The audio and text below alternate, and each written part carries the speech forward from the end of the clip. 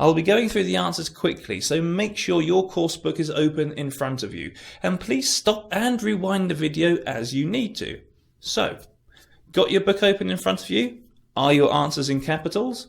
Want to know why the answers are the answers? Then let's go. For question number one, if we understand the context correctly, then we can see that these people who were involved in this project did not have access to particular things. And it's this negative form which isn't present in the sentence, which is what we've got to put into the gap. So what is the correct negative form that we need? Without access to these things.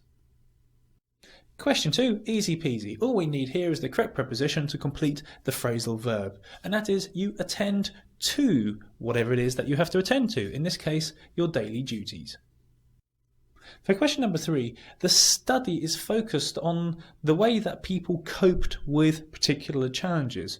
If the focus is on the verb, which it is in this case, about the way that people coped with something, then that means that we need to use the question word how. A study into how people coped with certain things. For question 4, you've got to be aware of the sentence structure. If we have a look at the sentence structure here, we can see that there's a subclause followed by a main clause. Not only that, the relationship between the subclause and main clause is very important because it suggests one of contrast, which means that the subordinate conjunction that we choose for the gap has got to introduce the idea of contrast. As you can see on the board behind me, you've got plenty of options to choose from. A quick note though, I would urge you even, to get onto the internet or consult a good grammar book to find out what the differences are between although, though, and while, and whereas. Some people say that there is no difference, some people say that there is a difference. I'll leave you to do the research to make up your own mind. But as regards what you choose for the exam, I would strongly urge you to play it safe. In other words, if you're looking for a contrast, and a contrast is clear given the context, then I would suggest, of course the decision is up to you, that you would use a safe option such as although, because not everyone would see while or whereas as being correct.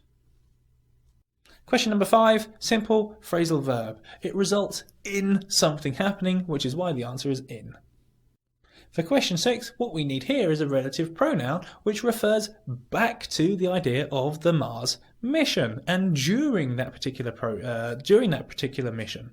So what's the relative pronoun that we need? Which? In the Mars mission. For question number 7, we've got to choose a substitutive form which refers back to the trip.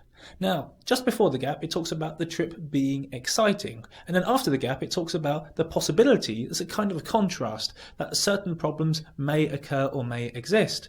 But we need a substitutive term to introduce to talk about the trip and introduce those negative things. So what's the answer that we need?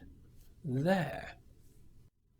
For question number 8, if we have a look at the context, it's clear that there is a contrast between the two clauses which are presented after the gap. So that means that we need a subordinate conjunction which introduces the idea of contrast. Now, we had a look at this earlier on in the exercise, and in that particular case, the language that was used allowed us to choose one of 5 different options.